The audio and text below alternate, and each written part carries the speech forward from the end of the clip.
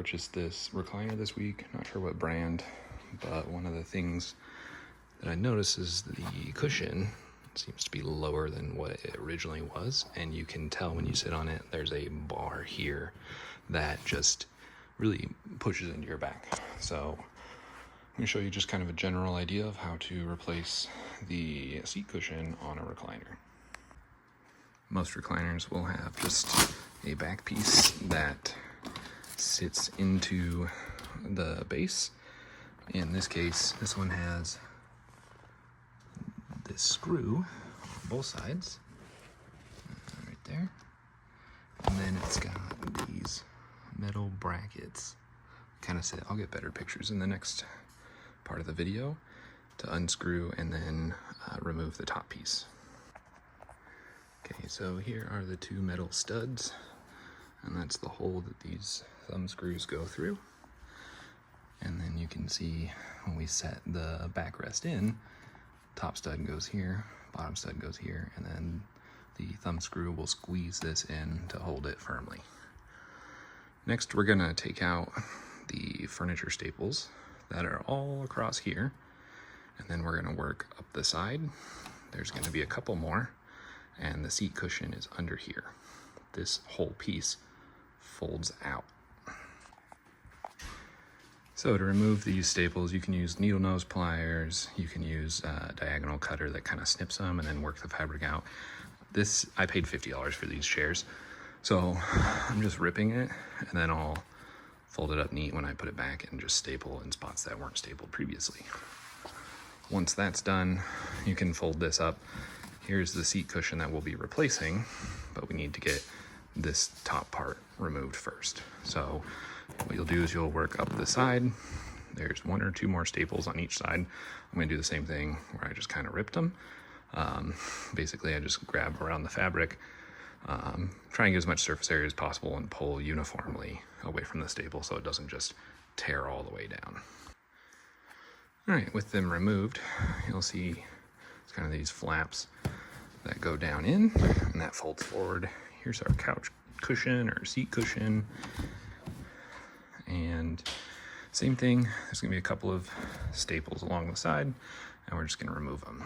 With them removed, you'll have the majority of this back half. There's still kind of the leg rest portion that is secured in. I'm not gonna remove that because on this particular chair, here's your flaps that you just pulled the staples out of.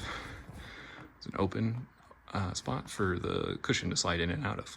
So I'm just gonna pull it out backwards and basically invert it so that I can get the cushion out, draw around it, and make a new one. With the seat cushion removed, you can see the general shape of it, mostly square minus the end of it. There's this extra tall piece, and you can either cut this off or you can trace out a new one. Kind of looks like they cut into the existing cushion to do this, but essentially it's gonna go over this whole edge, prevent someone's legs from digging in here. So make sure that you either cut it off and glue it onto your new fabric and cushion, or make your own for the next cushion. We have two of these chairs, so here's the cushion from the first one. We've cut off this edge for the second one so that we can glue it back to this new piece of foam that we're using. This ran about $30, and it's enough foam to have plenty leftovers. You could probably do 3 of these chairs with it. And I'll try and use this as a template to cut out the new piece. If not, I've got this piece as well. So here's our first template. I'll just use a Sharpie, go around it, and then just have a sharp Exacto knife to cut through. You'll have to do multiple passes because this is 4 inches. Our template's been cut out. I actually don't have a long enough piece to recreate this, so I'm just gonna attach it back to this one. And then just for reference, here's what a sharp knife, how easy that cuts in. If you have a dull one, it tends to skip across. So make sure you have a nice brand new blade. You'll have a lot easier time. To attach the two pieces, you just need foam adhesive, and it looks like they had some kind of fabric tape that I personally haven't seen before because I don't do a lot of furniture stuff. And it looks like that's kind of holding these two pieces together if the glue fails, so that it doesn't come off and get bunched up. So If you're in a pinch, you could probably use some kind of extra strength duct tape, but that's probably the best bet. Again, it's just a $50 chair, so this is just a demonstration of what you can do to make it work. Once it's all adhered together, installation's in the reverse, and now we're going to use a staple gun to restaple those flaps back down. To reattach, all I did was for both sets of these black flaps for the seat cushion in this part, pulled them down, pulled them back, and then stapled them to the frame here.